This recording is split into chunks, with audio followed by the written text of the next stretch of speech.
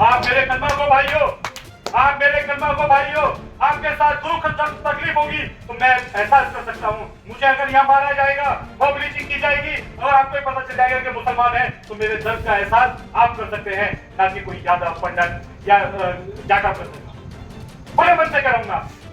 वो तमाम नाम निहाल सेकुलर पार्टियां कहाँ हैं? तो ये नाम निहाल सेकुलर पार्टियां ये समझ चुकी है कि मुसलमान का दिल मुर्दार हो चुका है। कादिर राणा, जाहिद हुसैन, शाहनजर जैसे चीतरों को उन्होंने वो चीतर उससे लिया, उसकी कीमत अदा की और उस चीतर बेचने वाले के सामने ही उस चीतर की मुंडी मरोड़कर तोड़ के फेंक। जो अपने मफाद के लिए अपनी कौम के साथ गद्दारी करे उसका हश्र यही होना चाहिए। पहली बात तो ये, वोट लेने के बाद कादिर राणा जी नजर नहीं आते तो बहू का ढूंढते फिरोगे। अब आप आपके यहाँ से विधायक रहे हैं, अभी आपका कोई काम आ गया उन्होंने? हाथ मजबूत किसके हुए? अखिलेश यादव के, चंद्रशेखर के, मायावती के, जयंत चौधरी के। आप कहां हैं? लेकिन जब चुनाव के 4 दिन बाद प्रतापगढ़ के अंदर एक मौलाना का मर्डर हो जाता है, मुरादाबाद के अंदर एक मौलाना का कत्ल हो जाता है, तो कुछ नगीना लोकसभा के कुछ आलिम इकट्ठा होकर के चंद्रशेखर के पास जाते हैं कि भैया इसमें आप कुछ बोलिए। तो पता है चंद्रशेखर जी की तरफ से क्या आदेश जारी होता है? चंद्रशेखर जी की तरफ से एक आदेश जारी होता है कि बिना मेरी मर्जी के कोई मुझसे नहीं मिलेगा, प्रदेश अध्यक्ष एक लेटर जारी करा। ये मैं हवाई बात नहीं कर रहा आपसे, आप पूछिए नगीना लोकसभा के लोगों से जाकर के। आज वो आकर के कहते हैं कि जिस दिन से मैं सांसद बना हूं सबसे ज्यादा मुद्दे मैंने उठाए।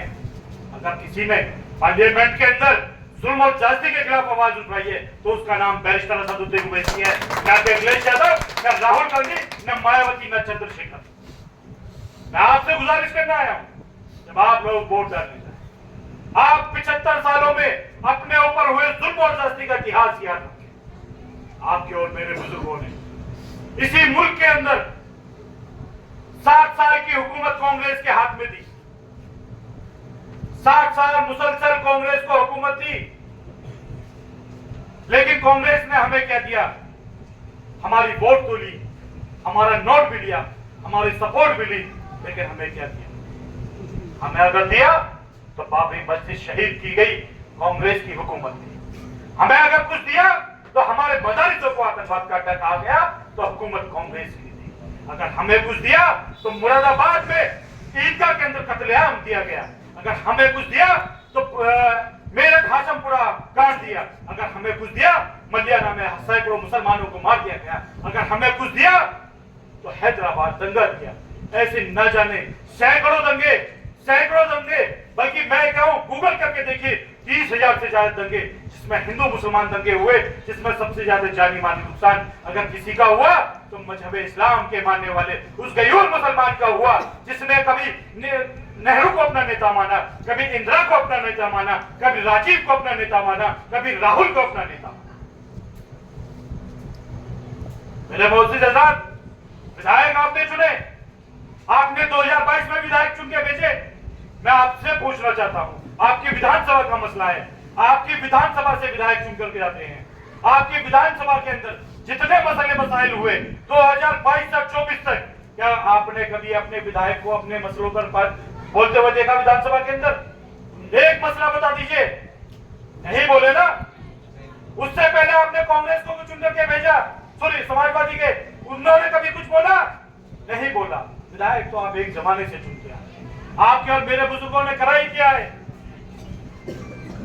भाजपा को हराने के लिए लोकतंत्र के सबसे बड़े हथियार वोट को ऐसे दे दिया जैसे कोई दान दे दिया।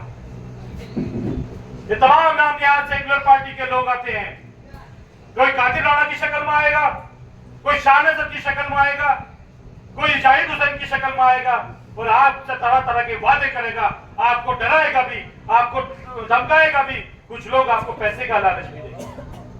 इन लोगों का काम है, इन लोगों को चुनाव के दौरान आपके और हमारे बीच में भेज दिया जाता है। मोहसिन आजाद, अल्लाह ताला ने कुरान में फरमाया कि खुदा ने उस कौम की हालत कभी नहीं बदली जिसे न हो खुद ख्याल अपने हालात बदलने का। साथ ही फरमाया कि आपको अशरफुल मखलूक बना करके भेजा और कहा कि इताअत करो मेरी, मेरे बाद मेरे रसूल की, मेरे नबी की, और जब अमीर चुनने का वक्त आए तो अपना अमीर अपने में से चुनो। क्या आपको और हमें फिक्र है अपने हालात बदलने की? मैं पूछना चाहता हूं आपको, यह तमाम लोग समझदार हैं। क्या हमने कभी अपना अमीर अपने में से चुना? हमने कभी अपना अमीर चुना तो अखिलेश यादव, कभी अपना अमीर चुना तो राहुल गांधी को, कभी अपना अमीर चुना तो मायावती को। मैं आपसे पूछना चाहता हूं कि आज 2022 के चुनाव के अंदर एक बहुत बड़ा नारा लेकर अखिलेश यादव जी और राहुल गांधी जी सड़कों पर दौड़ रहे थे, बोल रहे थे कि संविधान बचाने का चुनाव है। क्या संविधान में मुसलमान का हक नहीं है? क्या संविधान के अंदर मुसलमान की जान की कीमत नहीं है? आज जब मुसलमान को मार दिया जाता है, मुसलमान के साथ मॉब लिंचिंग हो जाती है, बहराइच के अंदर सैकड़ों मुसलमान बेघर हो जाते हैं, मुसलमान के घर बुलडोजर चला दिया जाता है, तो ये अखिलेश यादव और राहुल गांधी कहां चले थे मोहब्बत की दुकान खोलने, लेकिन जाकर के देखा शिमला के अंदर, हिमाचल प्रदेश के अंदर जहां कांग्रेस की हुकूमत है, वहां तो मोहब्बत की दुकान का शटर डला हुआ है। याद रखना, ये सिर्फ बोल सकते हैं, कर नहीं सकते, और अगर ये कुछ कर सकते हैं तो ये अपने लोगों के लिए कर सकते हैं, आपके लिए नहीं कर सकते। आपके दर्द का एहसास मुझे हो सकता है, आपके दर्द का एहसास अरशद राणा को हो सकता है, आपके दर्द का एहसास मौलाना इमरान कासिमी को हो सकता है, आपके दर्द का एहसास बैरिस्टर असदुद्दीन ओवैसी को हो सकता है, क्योंकि आपका और मेरा रिश्ता है ला इलाहा इल्लल्लाह मुहम्मद रसूलुल्लाह। आप मेरे कलमा को भाइयों, आप मेरे कलमा को भाइयों, आपके साथ दुख तकलीफ होगी तो मैं एहसास कर सकता हूं। मुझे अगर यहाँ मारा जाएगा, मॉब लिंचिंग की जाएगी और आपको पता चल जाएगा कि मुसलमान है, तो मेरे दर्द का एहसास आप कर सकते हैं, ना कि कोई यादव पंडित या जाटा कर सकता। खुले मन से कह रहा हूं मैं। आज हालात क्या है आप लोगों के सामने? क्या आपको मुसलमान होने के नाम पर नहीं मारा जा रहा? क्या आपको दाढ़ी टोपी के नाम पर नहीं मारा जा रहा? क्या आपके उलेमा इकराम को नहीं मारा जा रहा? अभी भी एक न्यूज आई थी थोड़ी देर पहले की है कि अलीगढ़ के अंदर एक मौलाना अपनी बाइक से जा रहे थे और किसी टक्कर लग गई होगी, तो गाड़ी देख करके उनको बहुत मारा, इतना मारा कि वो अलीगढ़ सरकारी अस्पताल के अंदर। ये हालत है आपकी। लेकिन आपकी वोट लेकर इक्तिदार में आने वाले या आपकी वोट लेकर इक्तिदार में आने का सपना देखने वाले वो तमाम नाम निहाल सेकुलर पार्टियां कहां हैं?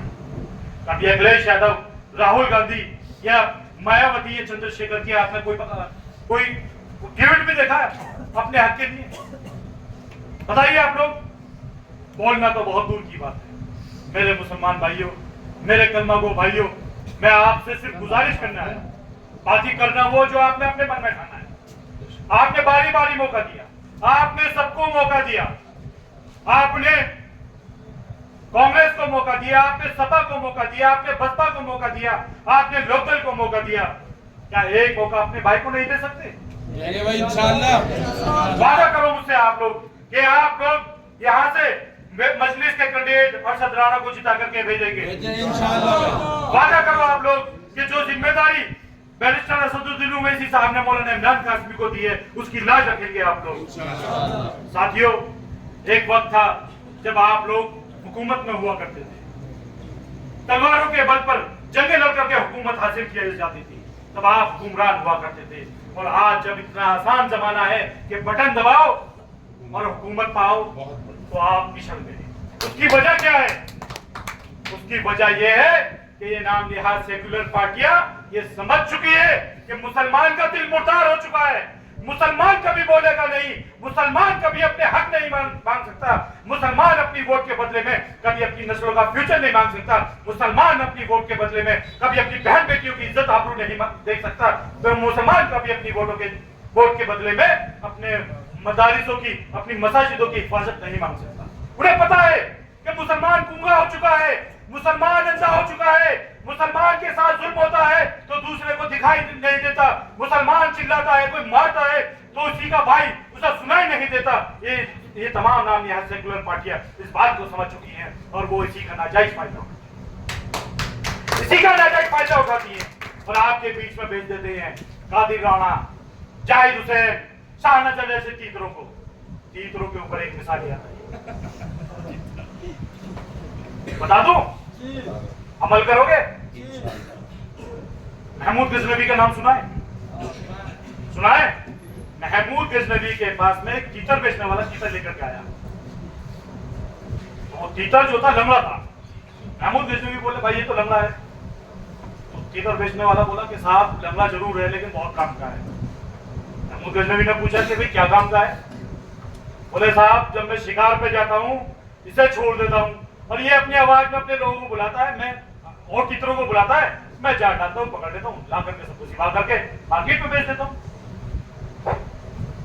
महमूद गजनवी ने उसकी बात सुनी और बड़ा अचंभा किया।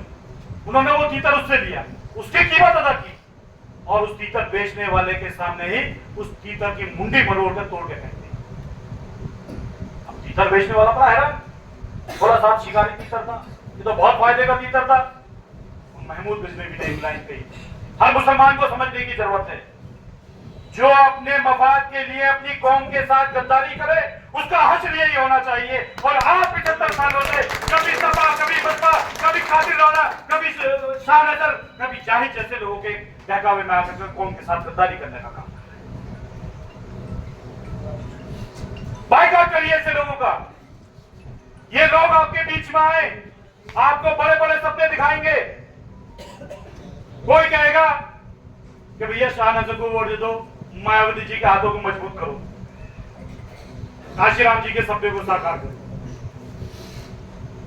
कोई कहेगा कि कादिर राणा जी की बहू चुनाव लड़ रही है, वोट दे दो। पहली बात तो ये, वोट लेने के बाद कादिर राणा जी नजर नहीं आते तो बहू का कहां ढूंढते फिरोगे? बताओ आप, आपके यहाँ से विधायक रहे हैं, कभी आपका कोई काम आ गया उन्होंने? नहीं किया ना।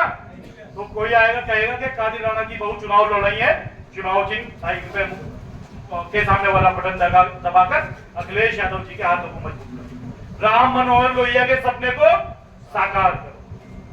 अब कोई आएगा, तीसरी गाड़ी एक और आएगी आपके पास में कि आपका बिरादर भाई, आपका बेटा, आपका रिश्तेदार जाहिद हुसैन चुनाव लड़ रहा है, चुनाव चिन्ह चाय की केतली, वोट दे दो। चंद्रशेखर भैया के हाथों को मजबूत कर दो और काशीराम जी के सपने को साकार कर दो। मुझे ये बताइए इसमें आप कहां हो? वोट दिया आपने, हाथ मजबूत किसके हुए? अखिलेश यादव के, चंद्रशेखर के, मायावती के, जैन चौधरी के। आप कहां हैं? अपने हाथ का इस्तेमाल किया तो दूसरे के हाथ मजबूत करने के लिए, लेकिन अरशद राणा जब आपके बीच में आएंगे, मौलाना इमरान कासमी आपके बीच में जब आएंगे तो वो आपसे कहेंगे अरशद राणा को जिम्मेदारी देकर के भेजिए बैरिस्टर साहब ने, अरशद राणा को वोट दो, बैरिस्टर साहब के हाथों को मजबूत करो और अपने उलेमाए इकराम, अपने सहाबियों के सपने को साकार करो। फैसला आपको करना है, लोहिया के सपने को साकार करना है, काशीराम के सपने को साकार करना है, नेहरू के सपने को साकार करना है, या अपने उलेमाओं के सपने को साकार करना है। फैसला आपके हाथ में है। साथियों, चुनाव हर 5 साल में आता है। विधानसभा का चुनाव आपको दूसरी बार 5 साल के अंदर वोट डालने का मौका मिल रहा है। मैं आपसे गुजारिश करता हूं कि आपने 75 सालों में बारी बारी विधायक बनाए, जहां आपने इतना सब कुछ किया, एक बार मौका अपने भाई, अपनी क़यादत, अपने लीडरशिप को भी देकर के देखो। मैं आपसे वादा कर रहा हूं इंशाल्लाह, और मुझे पूरी उम्मीद है कि अगर आपने अरशद राणा को यहां से कामयाब करके भेजा तो आपके हर मसलक मसाइल पर हुकूमत की आंखों में आंखें मिलाकर उसी तरह से बात करेंगे जिस तरह से बैरिस्टर असदुद्दीन ओवैसी पार्लियामेंट के अंदर आपकी आवाज